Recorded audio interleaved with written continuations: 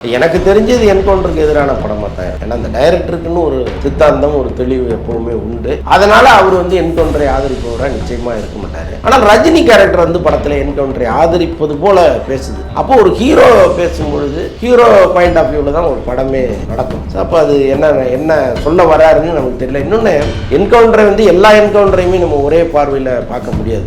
So என்கவுண்டர்ங்கிற பேர்ல கொலை பண்றது தான் heroism, is it? Rajini sir hospital admit ஆனார் சார். அதுக்கு பல்வேறு காரணங்களை சொல்லிட்டாங்க. இல்லை முக்கிய காரணமாக சொன்னதுன்னா லோகேஷ் கனகராஜால தான் இந்த பிரச்சனை ரஜினி சாருக்கு வந்ததுன்னு சொல்கிறாங்க. சில காட்சிகள் எடுக்கும்போது ஒரு மழை தண்ணியில் நனைய விட்டது, அப்புறம் கொஞ்சம் ஆக்ஷன் காட்சிகளில் இன்னும் நீங்களே பண்ணால் நல்லா இருக்கும்னு சொன்னது. ஸோ இதெல்லாம் சேர்ந்து தான் அவருக்கு இவ்வளோ பெரிய பிரச்சனையை கொடுத்துருக்காங்க. டாக்டர் இன்னொரு டாக்டர்கிட்ட பேசின ஆடியோவை நான் கேட்டேன். அதில் தெளிவாக அவர் சொல்கிறாரு, படப்பிடிப்பில் நடந்த பிரச்சனை தான் இதுன்னு சொல்கிறாரு. வேட்டையின் படம் ரிலீஸ் ஆகுது சார். அது ரிலீஸ்லேயே ஒரு பெரிய பிரச்சனை இருக்கு. பிரச்சனை ரிலீஸில் கிடையாது. இப்போ நீதிமன்றம் படத்துக்கு வெளியீட்டுக்கு எந்த தடையும் இல்லை அப்படின்னு அவங்க சொல்லிட்டாங்க. இன்னொரு பக்கம் டிஸ்ட்ரிபியூட்டர்ஸ் அந்த தர்பார் சமயத்தில் கொஞ்சம் ஏதோ பேலன்ஸ் இருக்குது, அவங்களுடைய லாஸை சரி பண்ணல. லைக் அப்போ கேட்கும் பொழுது ரஜினி படம் நாங்கள் ஒரு பெரிய படம் பண்ணும்போது நிச்சயமாக அந்த நேரத்தில் சரி பண்ணிக்கலாம்னு சொன்னதாக ஒரு தகவல் இருக்குது. அஜித் சார் கூட சேர்ந்து நடிக்கிறதுக்கு ரொம்ப ஆசைப்படுறாங்க. ஆனால் அஜித் சார் இது எல்லாத்தையும் விட்டுட்டு ரேஸுக்கு போகிறதா? அது அவருடைய தனிப்பட்ட உரிமை. இதை நீங்கள் பண்ணி தான் ஆகணும்னு யாரும் ஒரு வற்புறுத்த முடியும். அப்போ கார் ரேஸில் இறங்கி அதுக்காக பயங்கரமாக டெடிகேட்டிவாக ஒர்க் பண்ணார். மெல்ல மெல்ல அவர் அந்த முன்னேறி அந்த டார்கெட்டை போய் அடையும் போது அவருக்கான ஏஜ் பாராயிருச்சு. அதில் கலந்துக்க முடியாது அப்படின்னு சொல்லிட்டாங்க. அது ஒரு பெரிய ஏமாற்றம். ஆனால் அந்த ஆசைங்கிறது உள்ளுக்குள்ள அந்த வெறி இருந்துகிட்டே இருக்கும்ல. விடாமுயற்சியோட இந்த டீசர் ட்ரைலர்லாம் எப்போ சார்? இன்னொரு 10 நாள் ஷூட்டிங் இருக்கு. அந்த 10 நாள் அஜித் வரணும், மகிழ் திருமேனி ரெடி ஆகணும், இவங்கள்ட்ட பணம் இருக்கணும். இது இவ்வளவு பிரச்சனைகள் இருக்கு. அஜித்துக்கே ஏதோ ஒரு சம்பள பாக்கி இவங்க வச்சிருக்கிறதாகவும், அஜித் பெருந்தன்மையா விட்டுட்டு இந்த படம் ரிலீஸ் டைம்ல வாங்கிக்கலாங்கிற மாதிரியும் ஒரு மூட்ல இருக்கிறதா சொல்றாங்க.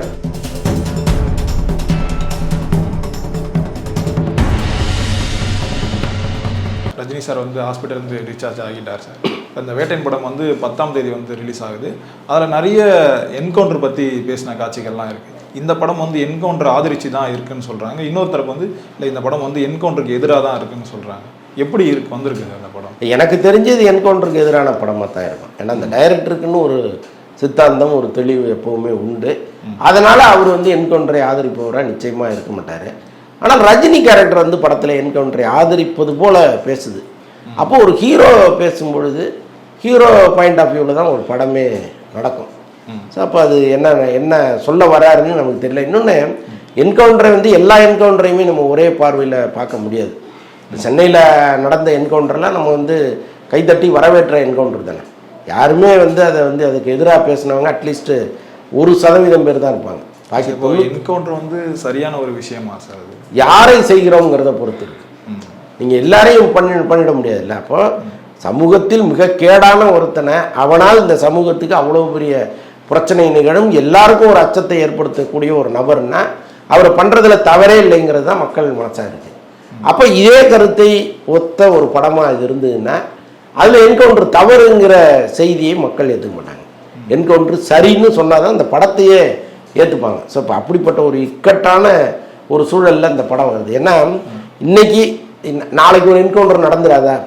ஆம்ஸ்ட்ராங் கொலை வழக்கில் இவ்வளோ பேரை அரெஸ்ட் பண்ணியிருக்காங்க, இதில் ஒரு என்கவுண்டர் நடந்துடாதான்னு டெய்லி பேப்பர் பார்க்குற கூட்டம் ஒன்று இங்கே இருக்குது. ஏன்னா அதை விரும்புகிறாங்க மக்கள். அப்போ இந்த நேரத்தில் என்கவுண்டரே தப்பு, இதெல்லாம் ரொம்ப அநியாயம் அப்படின்னு ஒரு படம் வந்ததுன்னா மக்களே இந்த படத்தோட கனெக்ட் ஆக மாட்டாங்க. ஸோ அது மாதிரி பிரச்சனைகள்லாம் இருக்குது. ரஜினி சார் ஹாஸ்பிட்டல் அட்மிட் ஆனார் சார். அதுக்கு பல்வேறு காரணங்களை சொல்லிட்டாங்க. இல்லை முக்கிய காரணமாக சொன்னதுன்னா லோகேஷ் கனகராஜால தான் இந்த பிரச்சனை ரஜினி சாருக்கு வந்ததுன்னு சொல்கிறாங்க. அது உண்மைதான்? இல்லை, கிட்டத்தட்ட உண்மைதான். அதான் இப்போ ரஜினி இன்னைக்கு அவருடைய ஏஜ் எல்லா இயக்குநர்களுக்குமே தெரியும்.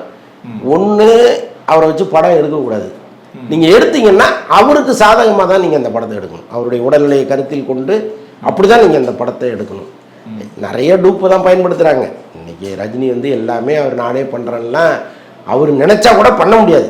அதுதான் அவருடைய வயசு, அவருடைய உடல் வாகு. ஸோ அப்படி இருக்கும் பொழுது நிறைய டூப்பு வச்சுருக்கிறாங்க. ஒரு டூப்பு இல்லைனாலும் இன்னொரு டூப்பை அந்த நேரத்தில் பயன்படுத்துகிற அளவுக்கு ஒரு படத்தில் 2-3 டூப்பெல்லாம் வச்சுருக்காங்க. அப்படி இருந்தும் சில க்ளோஸ்அப் காட்சிகள், சில காட்சிகளில் அவர் தேவைப்படுறாரு. அந்த நேரத்தில் அவரை என்னவா பயன்படுத்துகிறாங்கங்கிறது தான் இங்கே ரொம்ப முக்கியமாக இருக்குது. அப்படி சில காட்சிகள் எடுக்கும்போது ஒரு மழை தண்ணியில் நனைய விட்டது, அப்புறம் வந்து கொஞ்சம் ஆக்ஷன் காட்சிகளில் இன்னும் நீங்களே பண்ணால் நல்லாயிருக்கும்னு சொன்னது. ஸோ இதெல்லாம் சேர்ந்து தான் அவருக்கு இவ்வளோ பெரிய பிரச்சனையை கொடுத்துருக்காங்க. இல்லை சார், இப்போ ரஜினி சார் தான் ஒரு டேரக்டர் வந்து சூஸ் பண்ணுறாரு. அப்படி இருக்கும்போது டேரக்டர் மேலே தப்பு சொல்கிறது வந்து எந்த விதத்தில் சரியா? இல்லை, டைரக்டர் மேலே நம்ம தவறு சொல்ல, ரஜினியும் சொல்ல மாட்டார். அவருக்கு முடியலன்னா அவர் முடியலன்னே சொல்லுவார். அப்படி தான் இதில் 2.0 சொன்னார், என்னால் முடியல, என்னால் இவ்வளோ தான் முடியும், அதுக்கேற்ற மாதிரி எடுத்துக்கிங்கன்ட்டார். அதை வந்து லோகேஷ் கனகராஜ் நிச்சயமாக அவர் சொல்லியிருப்பார். அவரை அறியாமல் சில காட்சிகளில் நானே பண்ணுறேன் அப்படின்னு கூட அவர் சொல்லியிருக்கலாம். இவ்வளோ பெரிய விளைவாக மாறும்னு அவர் நினச்சிருக்க மாட்டார்ல. ஸோ அது மாதிரி ஏதோ ஒன்று நடந்திருக்கு. பட் டாக்டர் வந்து இன்னொரு டாக்டர்கிட்ட பேசின ஆடியோவை நான் கேட்டேன். அதில் வந்து தெளிவாக அவர் சொல்கிறாரு, படப்பிடிப்பில் நடந்த பிரச்சனை தான் இதுன்னு சொல்கிறாரு. இப்போ இந்த வேட்டையின் படம் ரிலீஸ் ஆகுது சார், அது வந்து ரிலீஸ்லேயே ஒரு பெரிய பிரச்சனை இருக்குது. பிரச்சனை ரிலீஸில் கிடையாது. இப்போ நீதிமன்றம் வந்து படத்துக்கு வெளியீட்டுக்கு எந்த தடையும் இல்லை அப்படின்னு அவங்க சொல்லிட்டாங்க. இன்னொரு பக்கம் டிஸ்ட்ரிபியூட்டர்ஸ் வந்து அந்த தர்பார் சமயத்தில் கொஞ்சம் ஏதோ பேலன்ஸ் இருக்குது, அவங்களுடைய லாஸை வந்து சரி பண்ணல லைக்கா. அப்போ கேட்கும் பொழுது ரஜினி படம் நாங்கள் ஒரு பெரிய படம் பண்ணும்போது நிச்சயமாக அந்த நேரத்தில் சரி பண்ணிக்கலான்னு சொன்னதாக ஒரு தகவல் இருக்குது. ஸோ இவங்க இப்போ எல்லாமே உட்காந்து இந்த நேரத்தில் போய் நம்ம கேட்டோம்னா கொடுத்துருவாங்க அப்படிங்கிற மாதிரி பேசிகிட்டு இருக்காங்களாம். இது ரொம்ப அமிக்கபுளாக கூப்பிட்டு சார் படம் ரிலீஸ் ஆகட்டும் ஒரு வாரத்தில் வாங்கிங்கன்னு சொன்னாங்கன்னா அது அமைதியாக போயிடும். இல்லை முடியாது அப்படின்னு ஏதாவது ஒன்று சொன்னாங்கன்னா அது தொடர்பாக ஏதாவது இங்கே எகென்ஸ்டாக பேசுவதற்கு வாய்ப்பு இருக்குது. என்ன இருந்தாலும் ரெட் ஜெயின் ரிலீஸ் பண்ணுற படம் அதிகபட்சம் இவங்க வந்து குரல் தான் கொடுக்க முடியும், அதை தாண்டி ஒன்றுவதற்கு வாய்ப்பு இல்லை. இப்போ தொடர்ந்து வந்து லைக்கா வந்து ஒரு சரிவான ஒரு தோல்வியில் இருக்குது சார். இப்போ அவங்களுடைய அந்த பழைய நிலைமைக்கு வந்து வரத்துக்கு வந்து இந்த வேட்டையின் படம் காரணமாக இருக்குமா? படம் ஹிட்டுன்னா அவங்க அந்த பிரச்சனையிலேருந்து மீண்டுருவாங்க. ஒரேடியாக பிரச்சனைன்னு சொல்ல முடியாது. லால் சலாமில் பெரிய அடி வாங்கியிருக்காங்க, இந்தியன் 2ல் வாங்கியிருக்காங்க. ஸோ இது ரெண்டும் தான் அவங்களுக்கு ஒரு பெரிய பிரச்சனையாக இங்கே இருக்குது. ஸோ அதை வந்து ஒரு வேட்டையன் சரி பண்ணுமான்னா கிடையாது. வேட்டையன் அதிரி புதிரியான ஒரு வெற்றியாக மாறுச்சுன்னா அதுக்கு வாய்ப்புகள் இருக்குது. இப்போ வேட்டையன் வந்து இப்போ மற்ற மாநிலங்கள்லாம் இருக்குல்ல சார், இப்போ அங்கே வந்து எந்த ஒரு படம் ரிலீஸ் ஆனாலுமே இந்தியில் வந்து ஒரு பெரிய கலெக்ஷன் வந்து பண்ணுது. ஆனால் தமிழ்லேருந்து எந்த ஒரு படம் ரிலீஸ் ஆனாலுமே ஒரு பெரிய கலெக்ஷன் வந்து பண்ண மாட்டேங்குது. அதுக்கு வந்து பல்வேறு காரணங்கள் வந்து சொல்கிறாங்க. இப்போ அங்கே இருக்க ஓடிடிலாம் 8 வாரத்துக்கு வந்து சொல்கிறாங்க, ஆனால் தமிழில் ரிலீஸ் ஆகிற படங்கள்லாம் 4 வாரத்துலேயே ரிலீஸ் ஆகுது. இப்போ எந்த மாதிரியான சைன் வந்து அங்கே பண்ணியிருப்பாங்க சார்? 8 வாரத்தில் ரிலீஸ் ஆகுதா இல்லை 4 வாரத்தில் ரிலீஸ் ஆகுது? இல்லை, அங்கே 8 வாரத்தில் ரிலீஸ் ஆனால் தான் படத்தையே தியேட்டரில் ரிலீஸ் பண்ண விடுவாங்க, இல்லைன்னா பண்ண விட மாட்டாங்க. அதுக்கு வந்து தயாராகிட்டாங்க. இப்போ இங்கே தமிழ் சினிமாவே அதை 8 வாரமாக மாற்றிட்டாங்க. முன்னதான் 4 வாரமாக இருந்துச்சு, இப்போ அது 8 வாரங்கிற மாதிரி மாற்றிருக்காங்க. ஸோ அதனால் ஆல் ஓவர் இந்தியா ஒரே மாதிரி தான் இருக்குது. இப்போ 8 வாரம் கழிச்சு தான் வருமா? ஆமாம் ஆமாம் ஆமாம், அப்படி தான் இங்கே மாற்றிருக்காங்க. அப்போ இந்தியில் கலெக்ஷன் எந்த அளவுக்கு வரும் சார்? ஏன்னா அமிதாப் இருக்காருல்ல, அதுக்காக தானே அமிதாப்பே இவங்க கொண்டு வந்தது. ஸோ அதனால் நல்லா வருவதற்கு வாய்ப்பு இருக்குது, ஒரு நல்ல ஓப்பனிங் வரதுக்கு வாய்ப்பு இருக்குது. இப்போ குட் பேட் அக்லியில் வந்து பிரசன்னா சார் நடிக்கிறதா அவரே போட்டிருந்தார், ரொம்பவே சந்தோஷமாக இருக்குன்னு சொல்கிறாரு. இப்போ இந்த மாதிரி போடுறாங்களா சார், இந்த ட்விட்லாம் போடுறாங்கல்ல, அவங்க வந்து அவங்க மனசார போடுறாங்களா இல்லை ப்ரொடக்ஷன் தரப்புலேருந்து சொல்லி போடுறாங்களா? இல்லை, மனசார போடுறது தான். இப்போ அஜித்தோட சேர்ந்து படம் பண்ணுங்கிற ஆசை நிச்சயமாக பிரசன்னாவுக்கு இருக்கும்ல. இப்போ அவருடைய மனைவி வந்து விஜயோட சேர்ந்து படம் பண்ணிட்டாங்க கோட்டு. இப்போ அடுத்து ஒரே வீட்டிலேருந்து இன்னொருத்தர் கிளம்பி அஜித் படத்துக்கு போகிறாருங்கிறது வீட்டுக்குள்ளேயே ஒரு ஆரோக்கியமான ஒரு போட்டி ஒன்று இருக்குல்ல. நீ அங்கே விஜய் படத்துக்கு போனால் நான் பாரு அஜித் படத்துக்கு போயிட்டேன் அப்படின்னு சொல்கிறது இருக்குல்ல, அது ஒரு ஜாலியான ஒரு சண்டை தானே. ஸோ அந்த மாதிரி பிரசன்னா நினச்சிருக்கலாம். இன்னொன்று, அஜித்தோட சேர்ந்து நடிக்கணுங்கிற ஆசை இன்னைக்கு பல இளம் நடிகர்கள்ட்ட இருக்குது. அதை ஒரு பெரிய கனவாகவே அவங்க நினைக்கிறாங்க. எப்படி எம்ஜிஆர் காலத்தில் வந்து எம்ஜிஆரோட நம்ம சேர்ந்து நடிக்கணும்னு பல பேர் நினைச்சாங்களா, இன்னைக்கு அஜித்தை ஒரு எம்ஜிஆராக நினைக்கிற கூட்டம் ஒன்று இங்கே இருக்குது. அதில் பிரசன்னாவும் ஒருத்தராக இருப்பாருங்கிறது என்னுடைய நம்பிக்கை. அஜித் சார் கூட சேர்ந்து நடிக்கிறதுக்கு ரொம்ப ஆசைப்படுறாங்க. ஆனால் அஜித் சார் வந்து இது எல்லாத்தையும் விட்டுட்டு ரேஸுக்கு போகிறதா சொல்லியிருக்காரு. அது அவருடைய தனிப்பட்ட உரிமை. இதை நீங்கள் பண்ணி தான் ஆகணும்னு யாரும் அவரை வற்புறுத்த முடியும். ஆனால் இப்போ ரேஸில் கலந்துக்க போகிறாரா சார் அஜித் சார்? ஆமாம், அதுக்கான பயிற்சியெல்லாம் எடுக்க ஆரம்பிச்சிட்டார் அவர். அதாவது முன்ன அவர் வந்து அவர் ஆரம்பத்தில் ஒரு வேகத்தில் இறங்கினார். நான் சொல்கிறது ஒரு 15-20 வருஷத்துக்கு மேலேயே கூட இருக்கும். அப்போ கார் ரேஸில் வந்து இறங்கி அதுக்காக பயங்கரமாக டெடிகேட்டிவாக ஒர்க் பண்ணார். மெல்ல மெல்ல அவர் அந்த முன்னேறி அந்த டார்கெட்டை போய் அடையும் போது அவருக்கான ஏஜ் பாராயிருச்சு. அதில் கலந்துக்க முடியாது அப்படின்னு சொல்லிட்டாங்க. அது ஒரு பெரிய ஏமாற்றம் அவருக்கு. ஆனால் அந்த ஆசைங்கிறது உள்ளுக்குள்ளே அந்த வெறி இருந்துகிட்டே இருக்கும்ல. ஸோ அதுதான் இப்போ வந்து அவர் திரும்ப போகிறாரு. இப்போ அந்த ஏஜ் பாரெல்லாம் இல்லையா, இல்லை அதற்கேற்ற மாதிரி வயது உள்ளவர்கள் கலந்துக்கிற ஒரு விஷயமானு எனக்கு தெரியல. நம்ம இந்த இதெல்லாம் நமக்கு பெரும்பாலும் விளையாட்டில் எனக்கு பெருசாக ஆர்வம் இல்லை. ஸோ அதனால் வந்து இது என்ன ஃபார்முலா ரேஸுங்கிறதுலாம் நமக்கு தெரியல.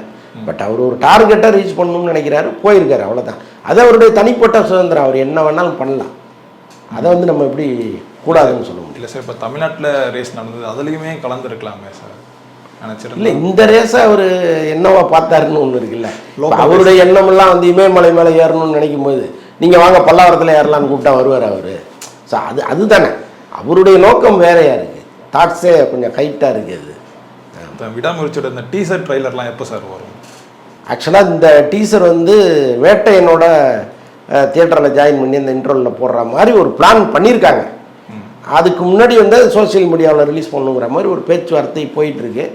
வழக்கம் போல் மகிழ் திருமணி என்ன பண்ண போகிறாருன்னு தெரியல. இவங்க கேட்டுட்டு இருக்காங்க. ஒரு வேளை அது ஒர்க் அவுட் ஆச்சுன்னா வேட்டையன் படத்தோட சேர்த்து விட்டுருவாங்க சார். படம் தான் சொன்ன டேட்டுக்கு வந்து வர மாட்டேங்குது, அட்லீஸ்ட் டீசராவது வரும்னு நம்பலாமா சார்? அதான் இப்போ என்னென்னா ஒரு ரிலீஸ் டேட்டு தெரியாமல் நீங்கள் வந்து டீசரையோ இல்லை ட்ரைலரோ ரிலீஸ் பண்ணீங்கன்னா இந்த படம் பழசுங்கிற ஒரு எண்ணத்தை உருவாக்கிடும். அதனால தான் அவங்க அப்டேட் எல்லாமே நெருக்கி நெருக்கி வச்சுருக்கிறது விடாமல்.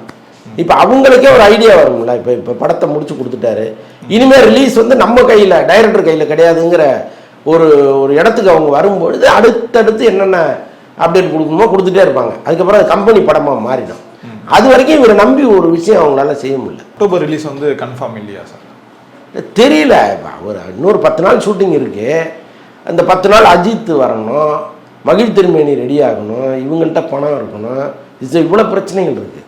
இப்போ அஜித்துக்கே ஏதோ ஒரு சம்பளம் பாக்கி இவங்க வச்சுருக்கிறதாகவும், அஜித் வந்து பெருந்தன்மையாக விட்டுட்டு இந்த படம் ரிலீஸ் டைமில் வாங்கிக்கலாங்கிற மாதிரியும் ஒரு மூடில் இருக்கிறதா சொல்கிறாங்க. அவரே வந்து நம்ம இப்போ நெருக்கடி பண்ணி பணத்தை கேட்டால் அங்கே ஷூட்டிங் எடுக்கிறதுக்கு பணம் இருக்காது. ஸோ அதனால் கடைசியாக வாங்கிப்போம், அந்த டப்பிங் சமயத்தில் வாங்கிக்கலான்னு அவர் வெயிட் பண்ணுறாரு. ஸோ அது ஒரு பிரச்சனை இருக்குல்ல அவங்களுக்கு. ரொம்பவே நன்றிகள் சார், எங்களோட நேரம். நன்றி.